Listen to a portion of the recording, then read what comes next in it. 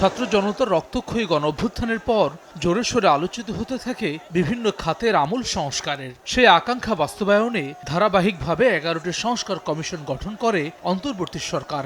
রাজনৈতিক দলগুলোর প্রস্তাবনা এবং সংশ্লিষ্টদের সঙ্গে আলাপ আলোচনা শেষে বুধবার সংস্কার প্রস্তাবনা জমা দেয় জনপ্রশাসন এবং বিচার বিভাগ সংস্কার কমিশন।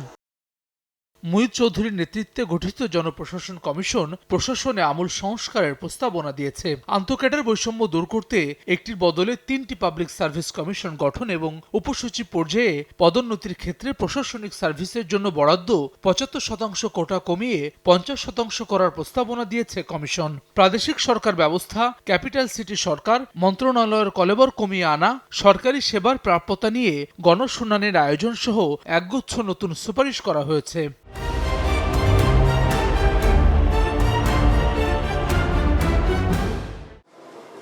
এসব প্রস্তাবনা নিয়ে মিশ্র প্রতিক্রিয়া রয়েছে বিশেষজ্ঞদের। রাষ্ট্রবিজ্ঞানী অধ্যাপক সাব্বির আহমেদ মনে করেন, আয়তনে ছোট বাংলাদেশে প্রাদেশিক ব্যবস্থা চালু করলে আঞ্চলিকতার বিষবাষ্প বাড়তে পারে। তবে আন্তঃক্যাডার বৈষম্য দূর করতে অন্যান্য প্রস্তাবনাকে স্বাগত জানাচ্ছেন তিনি।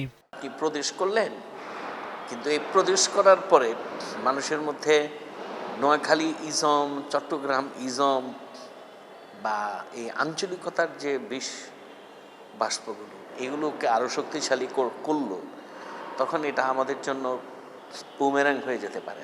অন্যদিকে পৃথক বিচার বিভাগীয় সচিবালয় প্রতিষ্ঠা, প্রধান বিচারপতি ছাড়া অন্য বিচারক নিয়োগে আলাদা কমিশন গঠন, দেশের সব প্রশাসনিক বিভাগে হাইকোর্টের স্থায়ী বেঞ্চ প্রতিষ্ঠা, জেলা পর্যায়ে বাণিজ্যিক আদালত প্রতিষ্ঠার মতো সুপারিশ করেছে বিচার বিভাগ সংস্কার কমিশন। বিচার বিভাগের স্বাধীনতা নিশ্চিতে আলাদা বিচার বিভাগীয় সচিবালয় প্রতিষ্ঠা এবং স্থায়ী অ্যাটর্নি সার্ভিস গঠনের মতো সুপারিশে একমত বেশিরভাগ আইনজীবী। নিরপেক্ষ পার্টি সমর্থিত কোনো অ্যাডভোকেট না হয়ে যারা নিরপেক্ষ অ্যাডভোকেট আছে তাদের না হয়, তবে এটা দীর্ঘস্থায়ী একটা সম্ভব। এটা স্থায়ী অ্যাটর্নি সার্ভিস যদি হতো, তাহলে এখন যারা অ্যাটর্নি জেনারেলের অফিস, নিম্ন আদালতে যারা পিপিজিপি হিসেবে কাজ করেন, তারা অনেক বেশি স্বাধীন সার্বভৌম সত্তা নিয়ে কাজ করতে পারতেন। তবে রাজধানীর বাইরে বিভাগীয় শহরে হাইকোর্টের স্থায়ী বেঞ্চ স্থাপন, বিচারক নিয়োগে কমিশন এবং রাষ্ট্রপতির ক্ষমা প্রদর্শনে আলাদা বোর্ড করা নিয়ে একমত নন এই দুই আইনজীবী। কি করে রাষ্ট্রপতির ক্ষমতাটা এক্সারসাইজ করা হবে, যেহেতু কোনো গাইডলাইন নাই, সেই জন্য যখন যার যেভাবে ইচ্ছা সেভাবেই ব্যবহার করা হয়েছে। এই ইনফ্লুয়েন্স হওয়ার কারণে তো আইন চেঞ্জ হতে পারে না, সুতরাং ওই রাষ্ট্রপতির যিনি হবেন তার মন মানসিকতা পরিবর্তন করতে হবে। বিভাগীয় পর্যায়ে গিয়ে মানুষের দোরগোড়ায় বিচারকে নিয়ে হাজির করা উচিত, ভোগান্তি কমানো উচিত এবং কাছে থেকেই সিটিজেন যেন তার সার্ভিস পায়, এই ব্যবস্থাপনাটা করা উচিত। বিভাগীয় পর্যায়ে যখন হবে তখন জজেরা তখন ইনফ্লুয়েন্সড হবে, বিচারপতিরা আরও বিতর্কিত হবে। সংস্কার বাস্তবায়নে শুধু রাজনৈতিক দল নয়, সংশ্লিষ্ট কর্মকর্তাদের ঐকমত্যের উপর জোর বিশেষজ্ঞদের।